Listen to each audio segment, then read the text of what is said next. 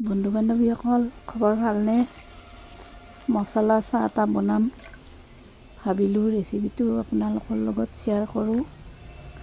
প্ৰথমতে মই 1 কাপ গাখীৰ দি উতলিবলৈ দিলোঁ। এতিয়া ইয়াত চাহপাত দিলোঁ 2 চামুচ।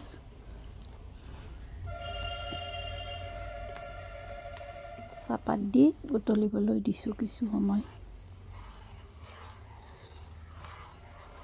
বেছি সময় উতলিলে চেণ্টটো ধুনীয়া আহে। চাহপাতৰ চেণ্টটো খুব ভাল লাগে। এইফালে মই আদা,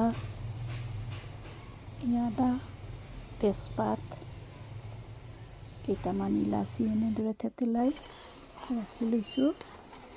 সেইখিনি চাহত দিম। ধুনীয়াকৈ উতলি আছে চাহখিনি। এতিয়া ইয়াতে তেজপাত কেইটা দিলোঁ।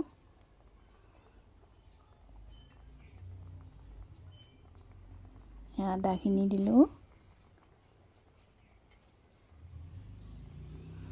আৰু এই ইলাচিখিনিও দি দিলোঁ ইয়াতে। গোটেইখিনি বস্তু দি একেলগে উতলিবলৈ দিম। যেতিয়া ধুনীয়া চেণ্ট এটা ওলাব তেতিয়া এইটো কাঢ়ি ল'ম মই। ইয়াত দেখিছেনে ধুনীয়া কালাৰ এটা আহিছে, চেণ্টটো আহিছে। আপোনালোকেতো চেণ্টটো নাপাব, মই পাই আছোঁ চেণ্টটো। বনাই খাবচোন। মূৰৰ বিষ উঠিলে একাপ চাহ খালে খুব আৰাম পায়।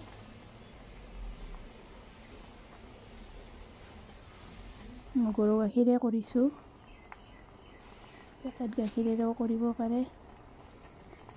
লাষ্টত মই চেনিখিনি দিলোঁ। চেনিখিনি মই পিচি ৰাখিছিলোঁ।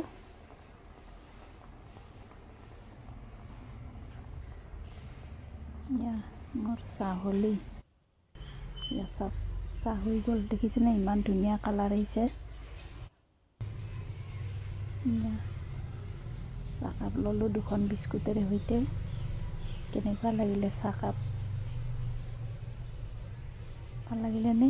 ভিডিঅ'টি চোৱাৰ বাবে আপোনালোকক বহুত বহুত ধন্যবাদ জনালোঁ।